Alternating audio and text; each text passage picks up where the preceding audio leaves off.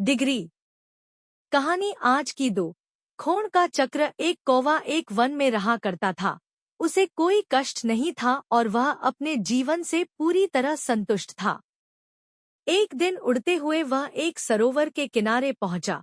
वहां उसने एक उजले सफेद हंस को तैरते हुए देखा।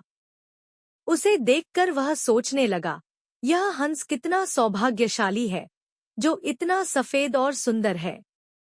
इधर मुझे देखो, मैं कितना काला और बदसूरत हूँ। ये हंस अवश्य इस दुनिया का सबसे खुश पक्षी होगा। वह हंस के पास गया और अपने मन की बात उसे बता दी। सुनकर हंस बोला, नहीं मित्र, वास्तव में ऐसा नहीं है। पहले मैं भी सोचा करता था कि मैं इस दुनिया का सबसे सुंदर पक्षी हूँ, इसलिए बहुत सुखी और खुश था। लेकिन एक दिन मैंने तोते को देखा जिसके पास दो रंगों की अनोखी छटा है। उसके बाद से मुझे यकीन है कि वही दुनिया का सबसे सुंदर और खुश पक्षी है। हंस की बात सुनने के बाद कौवा तोते के पास गया और उससे पूछा कि क्या वह दुनिया का सबसे खुश पक्षी है। तोते ने उत्तर दिया, मैं बहुत ही खुशगवार जीवन व्यतीत कर रहा था जब तक मैंने मोर को नहीं देखा था, किंतु अब मुझे लगता है कि मोर से सुंदर तो कोई हो ही नहीं सकता, इसलिए वही दुनिया का सबसे सुखी और खुश पक्षी है। इसके बाद कौवा मोर की खोज में निकला। उड़ते उड़ते वह एक चिड़ियाघर पहुंचा। वहां उसने देखा कि मोर एक पिंजरे में बंद है और उसे देखने के लिए बहुत सारे लोग जमा हैं। सभी मोर की बहुत सराहना कर रहे थे।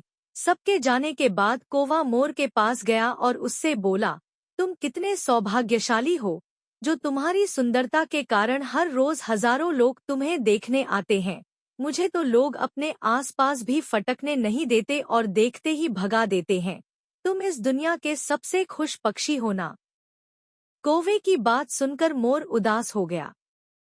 वह बोला, मित्र, मुझे भी अपनी सुंदरता पर बड़ा गुमान था। मैं सोचा करता था कि मैं इस दुनिया का क्या, बल्कि इस पूरे ब्रह्मांड का सबसे सुंदर पक्षी हूँ, इसलिए खुश भी बहुत था।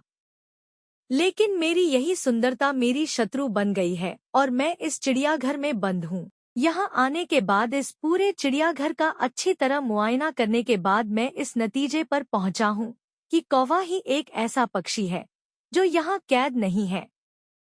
इसलिए पिछले कुछ दिनों से मैं सोचने लगा हूँ कि काश मैं कौवा होता तो कम से कम आज़ादी से बाहर घूम सकता और तब मैं इस दुनिया का सबसे सुखी और खुश पक्षी होता। शिक्षा। हम हमेशा दूसरों को देखकर व्यर्थ ही स्वयं की तुलना उनसे करने लगते हैं और दुखी हो जाते हैं।